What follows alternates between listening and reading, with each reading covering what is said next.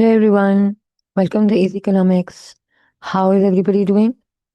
Today I brought for you all one of the most highly tested and fundamental topics of our economic syllabus, 2281 and 0455, demand and price elasticity of demand. This question came in 2011, paper 22. This is question number 3 of section B. So let's look at what the question is all about. The question says firms are keen to know what influences consumers in their buying decisions.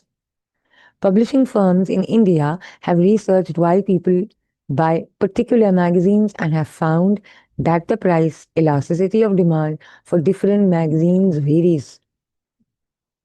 So, what are they trying to tell us is that they're trying to tell us that as they have researched regarding certain magazines, so the price elasticity of demand varies across magazines. So that means it differs from magazine to magazine depending on the type, its content, the target market it caters to or it addresses to.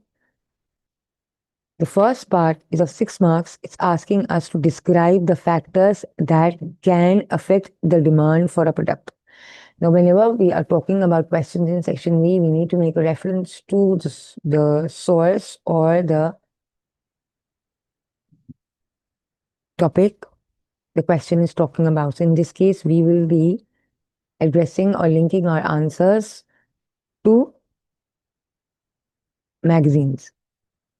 So the first part talks about describing the factors that can affect the demand for a product. Now, there are several factors which affect the demand for a product. In this case, magazines, we link it. How? Let's see. The price of the product itself. That means the price of the magazine itself would be determining its demand. This means at higher prices, the demand would be low. However, if prices fall, the demand usually for magazines tend to rise. This is how you're going to be linking it. Or the price of magazines would also be the demand for magazines would also be dependent upon the price of related goods. And what are related goods? Complements and substitutes. So, for instance, if the price of other magazines, which are supposedly close substitutes of our magazine, which we are talking about, right? So, if the price of that substitute falls, so the demand for our magazine would tend to fall. Why? Because now it's relatively easier for the consumer or our readers to switch to the alternative that's cheaper and readily available. So demand for our magazine would tend to fall. However, if we are considering looking at the complements, for instance, if we are looking at a book club membership, so in that case, if the price of the complements fall, let's say if the club membership annual subscription fees falls, so the demand for the magazine would rise. However, if the subscription price rises, the fees rises, the annual subscription fees rises, so then the demand for the magazines would fall. That is why I have written vice versa over here. Right? Income level. Another most important factor is the level of incomes. If consumers are witnessing an increase in their income, so then the demand for magazines, which in this case is termed to be a normal good, would tend to rise. However, if it's in the case of other goods, if it's inferior goods, then the demand would tend to fall. But in this case, usually what happens that if the income levels are rising, yes, the consumers would be willing to spend money on the purchase of magazines. Consumer taste and preference. So this is a very essential factor. If a particular magazine is gaining fame or is gaining popularity or is being liked by its readers, it's being recommended, it's being opted and preferred by its readers, it's gaining fame and popularity. So the demand for that particular magazine is going to rise. Advertising, if the magazine owner tend to opt for heavy advertising, They are promoting their magazines, maybe by way of brand endorsements, through celebrity endorsement, right? They're doing it through celebrities.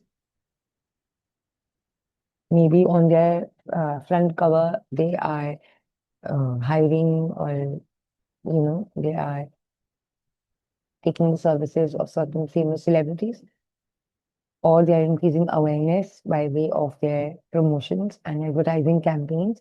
So in that case, the demand for the magazine will tend to rise.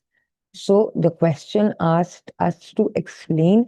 So you will not only list the factors, you have to describe the factors. The question asks us to describe the factors.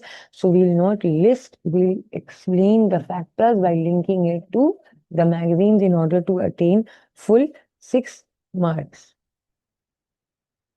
All right, let's look at part B. Part B asks us what is meant by price elasticity of demand. Again, it's a 6 mark question.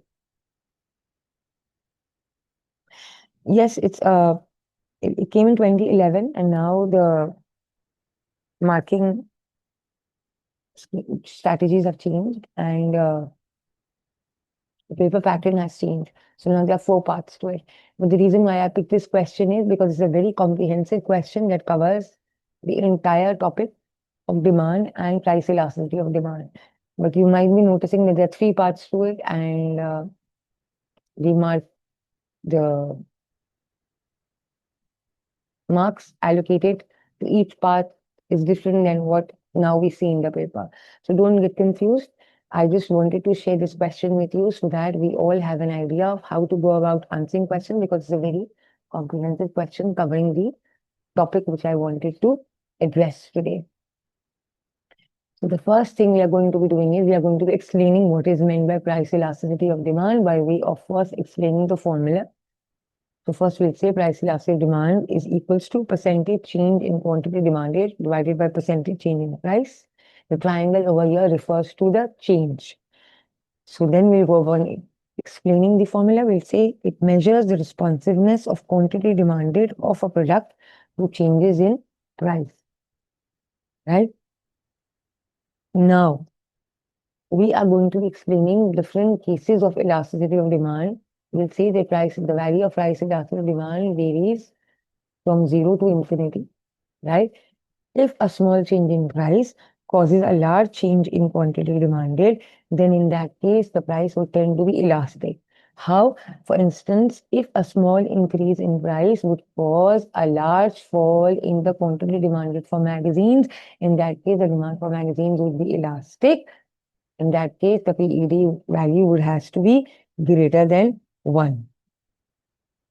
However, if a change in price causes little percentage change in quantity demanded, then the demand for the magazine would tend to be inelastic. For instance, let's say, if it refers to a specialized science magazine, or it refers to a kids magazine, which is highly famous or popular, so it's least likely that a little change in its price would tend to cause a large dip in its quantity demanded. So in that case, you'll see that the demand curve is steeper.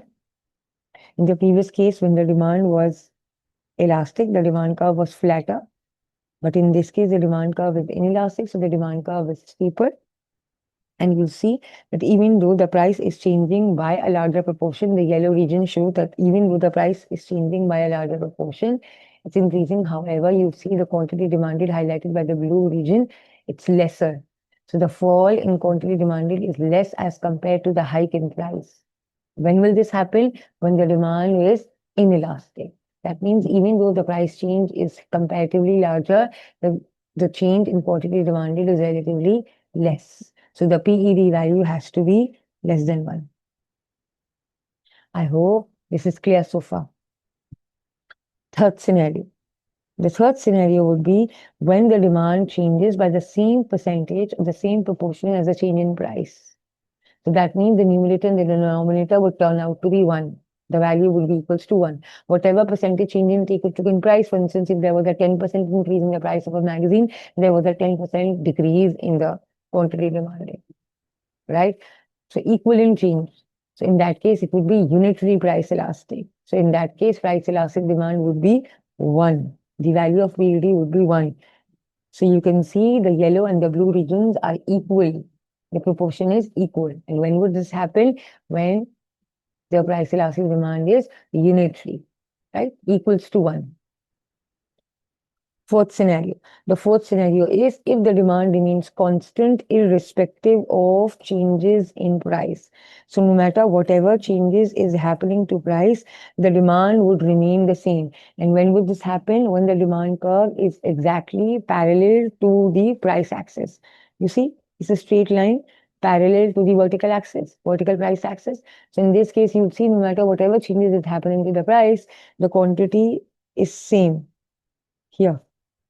It will remain the same. The price rose from P to P1, but the quantity for the magazine remained the same, right? So in this case, the value of price relative demand would be 0. So PED would be 0.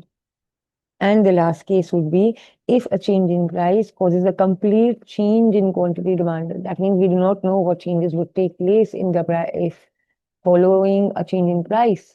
We don't know the amount of changes in quantity demanded, right? Causes a complete change. So in that case, the demand would be perfectly elastic and the value of elastic demand would be infinity. This is a symbol of infinity and the blue region is showing changes in quantity demand, right? All right. Let's look at the final part. This is the most important part which I wanted to discuss with you all. It's an 8 marker. It's a discuss question. And what the examiners have shared with us is that a lot of candidates did not link it to the source, they did not link it to the magazines. The prime aim of this question was that the candidates had to link their answer with the main content. That means they had to link it with what the source was referring to, with what the data was all about. The question was all about the magazines. So you had to relate your answer to linking it with magazines, right? So it's asking you discuss how knowledge of PED for magazines may be used by a firm which produces and sells magazines. So now they are asking how useful the information of price elasticity of demand can be to a firm that not only produces yet also sells magazines. Right? So how do you think it's useful? Why do you think they should be taking into consideration PED? Do you think it's important? If it's important, in what scenario? Or what could be the shortcomings of PED? So we link it with revenue.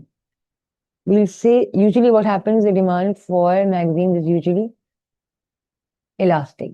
This means that the demand for magazines is price elastic. This means so if the price is falling, it can lead to an increase in quantity demand. So even though if let's say there is a little fall in the price of magazine, it could lead to a larger change in the quantity demanded, it could lead to a larger increase in the quantity demanded. Therefore, this means what? That the total revenue would rise by a great amount. The firm would be witnessing an increase in its total revenue, right? For instance, teenage magazines. So if there is a little fall in its price, you see it will gain popularity among teenagers, right? So the demand would increase, and if the price is falling, as a result, the firm will be witnessing an increase in the total revenue. However, if the price is elastic and the firm rose its price, then what happens? Then the total revenue would fall. Why? Because the quantity demanded would fall, its sales would fall, and the quantity demanded was going to be falling. And as a result, the total revenue will witness a dip, will witness a fall. So the firm needs to be really, you see, it needs to keep into consideration the nature of its demand. If it's elastic, it needs to make a wise decision of reducing the price in order to get hold of an increase in demand so that its total revenue rises. However, if the demand is price inelastic, so the firm can increase the price. Why? Because we know that when the demand is inelastic, there would be a little fall or maybe no drop in quantity demand. So what would happen? Overall, the total revenue will rise. For instance, it could be in the case of specialized magazines, science magazines, or maybe IT magazines. right? Which have got fewer substitutes, or maybe these are magazines which target particular segments of the market, right? Or maybe these magazines have got loyal readers who would not easily switch to cheaper substitutes or cheaper alternatives. They are brand loyal, and even though the price is going to rise, they're still going to be buying it and reading the same magazines. So what are we going to be saying? We are going to be saying that yes, price elasticity of demand is effective tool in implementing a firm's pricing and promotional strategies. It helps firms to decide whether to focus on price wars, whether or to work on establishing competitive edge. Should it focus on having similar prices vis-a-vis its substitutes, competitors, or it should focus on improving its quality or looking at the non-price factors, right? So PED helps determine which areas the firm should be concerned about. Normally, yes, we've seen that the demand for magazines is price elastic unless it targets specific customers or it is specialized. It's also seen that if customers have given or paid for regular subscriptions, maybe bi-monthly or gone for annual subscriptions, so in that case, the demand for the magazine would be price inelastic, right? And even though the price could be rising, but they would not switch to cheaper alternatives, or the quantity demanded would not fall. The sales of that firm's magazines, it would not fall. The demand would not fall. However, if they are inclined towards buying a single copy from the bookshop every month, then in that case could be that yes, a price hike could cause a fall in quantity demanded. So if they are going for subscriptions, that means they are brand loyal. And in that case, a price hike would not tend to cause a fall in the demand for the magazine.